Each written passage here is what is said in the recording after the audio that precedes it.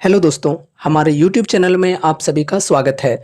तो दोस्तों, इस वीडियो में हम Mazagon dock shipbuilders, GRSE and Cochin shipyard इन तीनों स्टॉक्स को डिस्कस करने वाले हैं।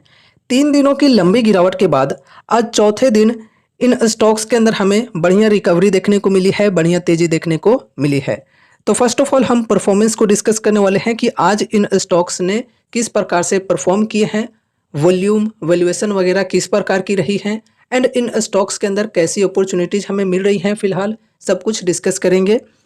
लेकिन देखो, यहाँ पर एक लेटेस्ट अपडेट भी है मज़गांव डॉक शिपबिल्डर्स के तरफ से, इसे हम पहले डिस्कस कर लेते हैं, उसके बाद बाकी के चीज़ों को भी डिस्कस करेंगे। तो देखो, यहाँ पर हेडलाइन में बताई जा रही है, मज़गांव डॉक को शिपबिल्डरों के लिए 2 लाख करोड़ रुपये के ऑर्डर पाइपलाइन के साथ संभावनाओं पर भरोसा है। चलो अभी हम डिटेल्स में समझते हैं इस चीज़ को। मज़गांव डॉक शिपबिल्डर्स लिमिटेड अगले कुछ सालों में उद्योग के लिए आने वाले बड़े पैमाने पर ऑर्डर प्रवाह को समायोजित करने के लिए कमर कस रहा है। मुंबई स्थित शिपबिल्डर के चेयरमैन और प्रबंध निदेशक यानी कि chairman and managing director Sanjeev Singhal ने एनडीटीवी प्रॉफिट को बताया कि जहाज निर्माण क्षेत्र को अगले 2 सालों में 2 लाख करोड़ रुपये के ऑर्डर बुक की उम्मीद है, जो 3 शिप बिल्डरों के बीच वितरित किए जाएंगे। ऑर्डर पाइपलाइन में 3 स्कॉर्पियन क्लास के जहाज शामिल होने की उम्मीद है। तो देखो, यहाँ पर काफ़ी अच्छी एक्सपेक्टेशन की जा रही है फ्यूचर ऑर्डर को लेकर।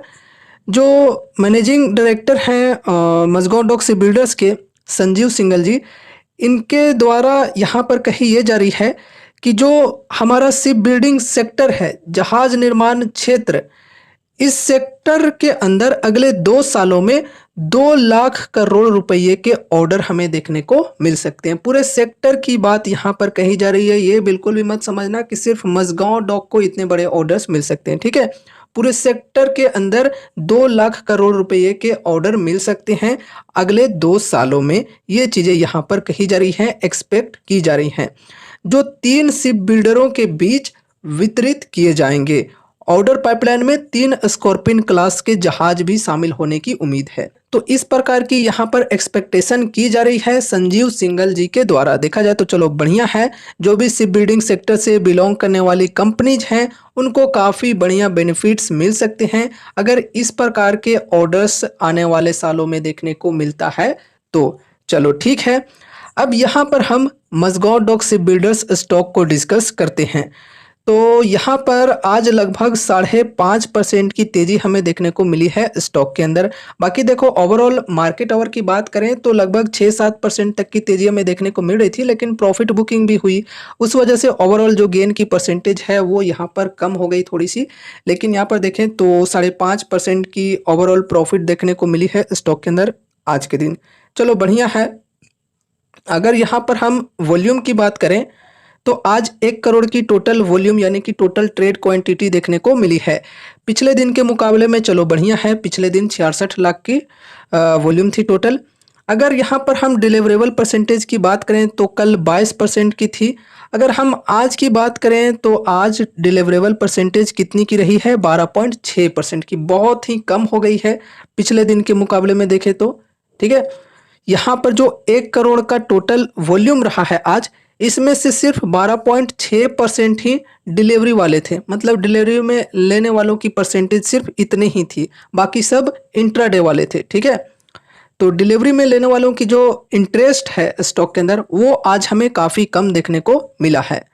उसके बाद यहाँ पर हम वैल्यूएशन को डिस्कस करते हैं। तो स्टॉक पी 39.5 की है, इंडस्ट्री पी भी 39.5 की है। बाकी पेग रेशियो की बात करें तो पेग रेशियो यहाँ पर हमें थोड़ा सा ज़्यादा देखने को मिल रहा है, 1.34 का है। तो स्टॉक अभी भी हाई वैल्यूएशन पर ट्रेड कर रहा है, एक्सपेंसिव वैल्यूएशन है अभी भी स्टॉक की। लेकिन अगर हम बात करें इनके पीयर्स की, तो पीयर्स के मुकाबले में इस स्टॉक की जो वैल्यूएशन है वो ठीक है, लेकिन ओवरऑल एक्सपेंसिव ही है, ये भी ध्यान में रखकर चलना। तो देखो गाइज, आज ये जो स्टॉक है ये गैप डाउन होकर ओपन हुई थी और वहाँ से गिरकर लो लगाई 4111 की। एंड बेसिकली जहाँ पर लो लगाई है ये एक सपोर्ट की लेवल भी है।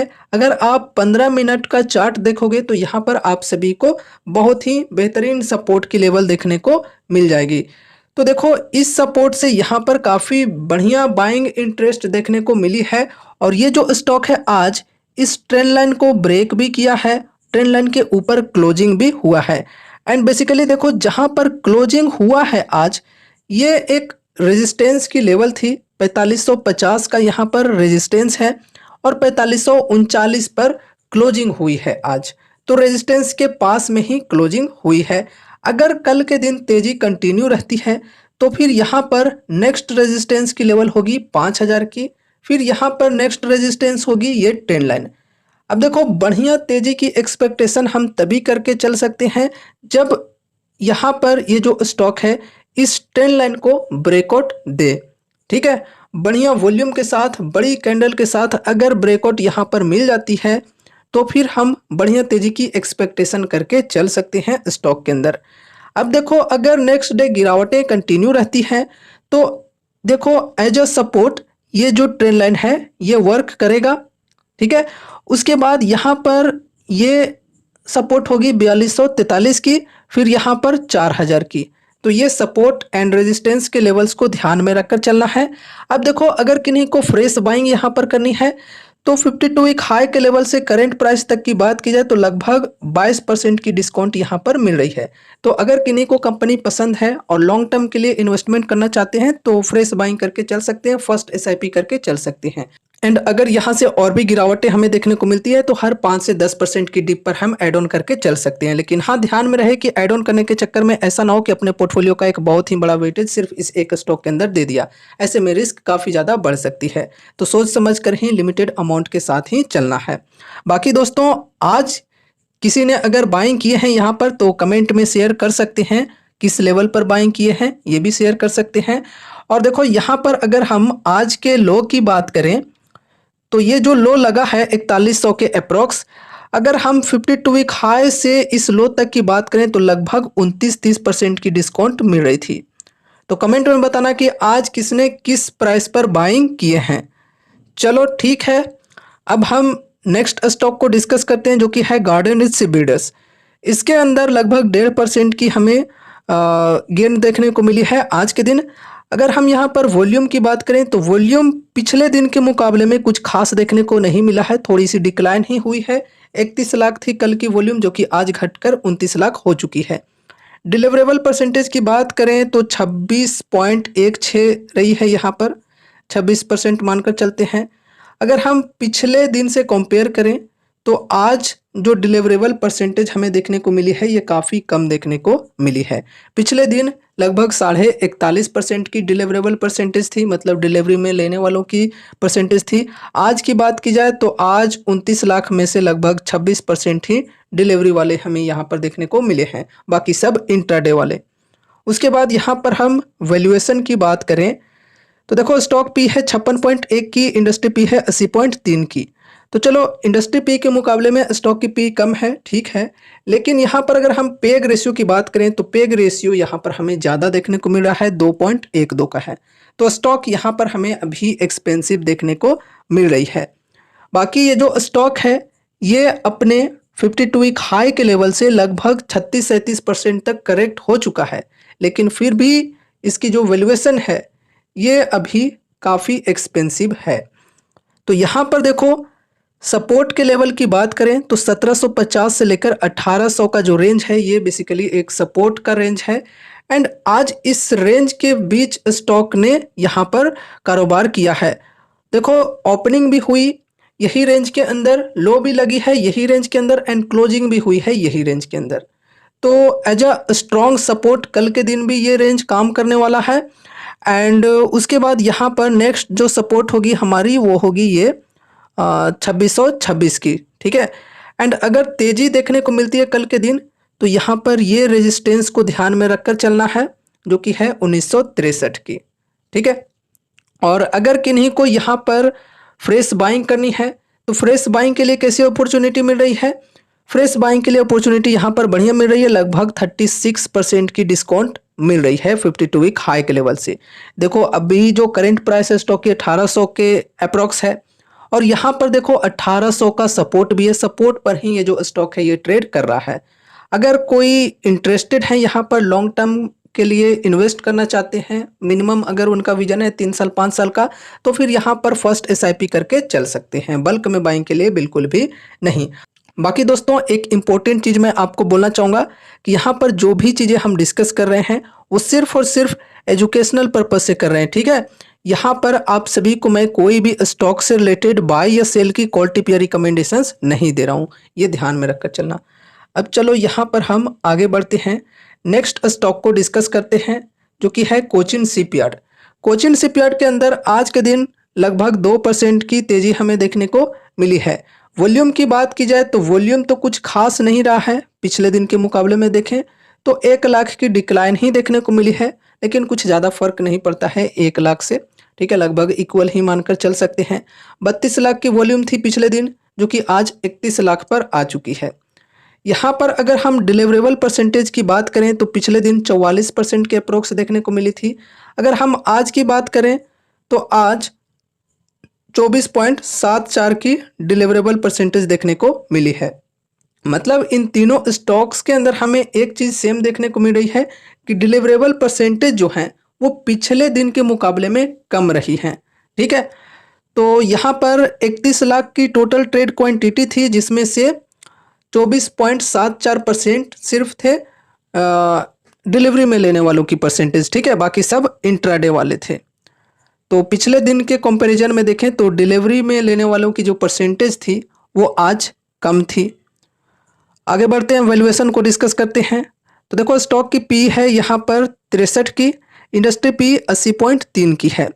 तो देखा जाए तो चलो ठीक है, इंडस्ट्री पी के मुकाबले में स्टॉक की पी कम है, लेकिन यहाँ पर पेग रेशियो की बात की जाए तो पेग रेशियो काफ़ी ज़्यादा देखने को मिल रहा है, 5.6 का है। तो स्टॉक अभी काफ़ी एक्सपेंसिव वैल्यूएशन पर ट्रेड कर रहा है, जबकि ये जो स्टॉक है ये भी काफ़ी करेक्ट हो चुकी है, अपने 52 वीक हाई के लेवल से लगभग 29-30% तक करेक्ट हो चुकी है। तो दोस्तों देखो चार्ट के अंदर हमें क्या देखने को मिल रहा है कि एक चैनल बना करके ये जो स्टॉक है ये डाउन साइड में शिफ्ट होते जा रहा है, लोअर लो लोअर हाई लोअर लो लोअर हाई लोअर लो लोअर हाई लोअर लो लोअर हाई लोअर लो, इस प्रकार से बना करके डाउन साइड में प्राइस शिफ्ट होते जा रहा है। एंड यहाँ पर हम बढ़िया तेजी की एक्सपेक्टेशन कब रख सकते हैं, जब ये जो ट्रेंड लाइन है इसको ब्रेकआउट मिलता है। अगर यहाँ पर हम गिरावट की बात करें तो ये जो ट्रेंड लाइन है नीचे वाली, इसको अगर ब्रेकडाउन मिल जाती है बढ़िया वॉल्यूम के साथ में तो फिर हम बड़ी गिरावट की एक्सपेक्टेशन करके चल सकते हैं। देखो एक बार ट्रेंड लाइन के नीचे गिरावट तो आई, लेकिन सस्टेन नहीं कर पाई थी। यहाँ पर चूंकि एक सपोर्ट की लेवल थी तो सपोर्ट से यहाँ पर रिकवरी आ गई और वापस से फिर से स्टॉक ये जो है इसी टेरिटरी में आ गया। तो देखो यहाँ पर अगर हम आज की बात करें तो आज जो पिछला लो था उसी लो पर आज भी लो बना है, मतलब प्राइस ने पिछले लो को as a strong support respect दिया है। और देख सकते हो यहाँ पर जो कल लो थी आज भी वही लो देखने को मिली है। एंड बेसिकली देखा जाए तो यहाँ पर ये जो ट्रेंड लाइन है इस पर प्राइस ने सपोर्ट लिया हुआ है। एंड जो क्लोजिंग हुई है वो यहाँ पर एक लेवल थी रेजिस्टेंस की 2116 की, उसी लेवल पर क्लोजिंग भी हुई है, 2117 के प्राइस पर क्लोजिंग हुई है। पहले ये रेजिस्टेंस थी, तो ऊपर अगर प्राइस चला जाता है, जब प्राइस नीचे रहता है लेवल के तो फिर वो रेजिस्टेंस के तौर पे काम करता है, लेवल के ऊपर अगर प्राइस चला जाता है तो वो एज ए सपोर्ट काम करने लगता है, ठीक है। तो अगर गिरावटें कंटिन्यू रहती हैं तो यहाँ पर देखो फर्स्ट एज ए सपोर्ट ये काम करने वाला है 2116, ठीक है। एंड उसके बाद ये जो ट्रेंड लाइन है ये काम करने वाला है एज अ सपोर्ट। उसके बाद फिर यहाँ पर ये सपोर्ट होगा 1872 का।